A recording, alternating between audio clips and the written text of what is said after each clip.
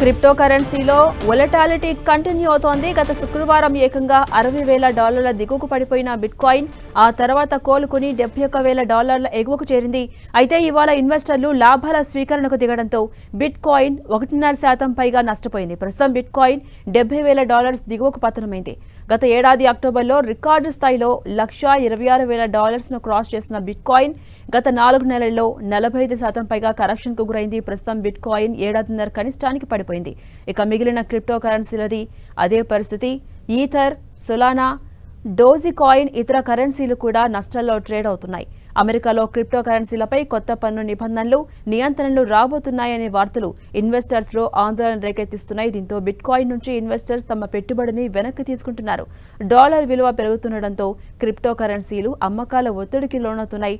పెద్ద పెద్ద బ్యాంకులు, ఫైనాన్షియల్ సంస్థలు బిట్కాయిన్ ను ఒక ఆస్తిగా అంగీకరించడంతో గతంలో దాని విలువ భారీగా తగ్గింది.